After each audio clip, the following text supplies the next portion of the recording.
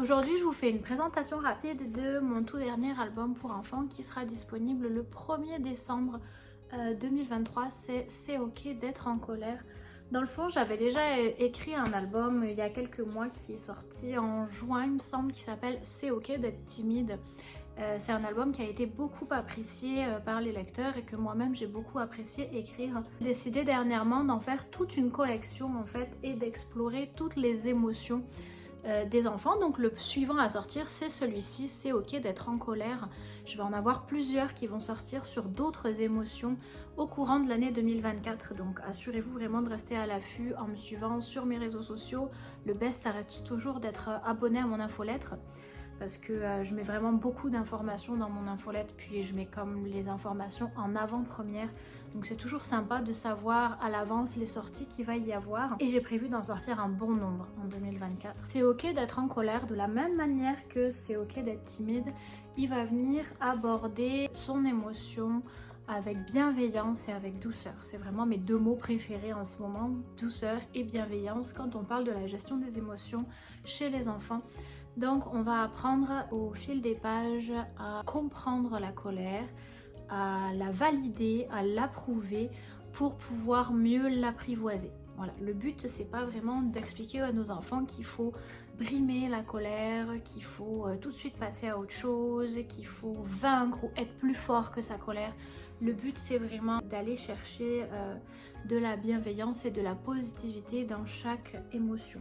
De la même manière que ça avait été écrit et expliqué dans C'est ok d'être timide, en fait, ces deux-là, c'est finalement la même trame. On est sur les mêmes personnages, on est sur la même construction de récit. Là-dedans, on va expliquer que l'émotion est normale en répétant c'est ok d'être timide, c'est ok d'être en colère.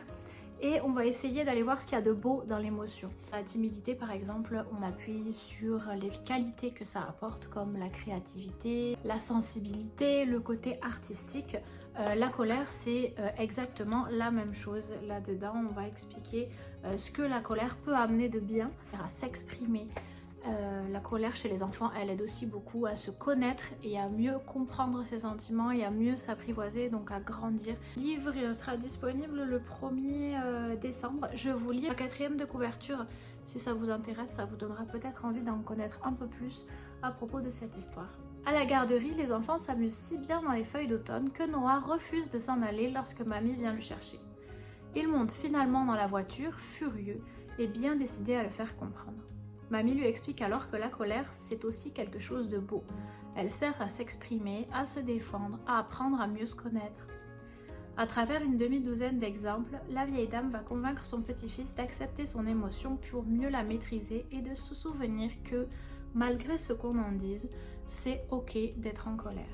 Il va être disponible en format broché et en format e-book sur Amazon partout dans le monde. Donc n'hésitez pas à vous le procurer et à me laisser un commentaire dessus. Moi je suis toujours super contente d'échanger à propos de mes livres pour enfants, surtout quand on parle des émotions, c'est quand même des sujets où il y a vraiment beaucoup de choses à dire. Moi j'ai mes idées, mais c'est toujours fun d'échanger à propos des idées des autres. Si vous n'êtes pas d'accord ou si vous êtes en phase avec mes idées dans ces deux livres là et les autres qui vont sortir, n'hésitez pas à m'en parler, c'est vraiment toujours chouette d'avoir vos arguments là-dessus.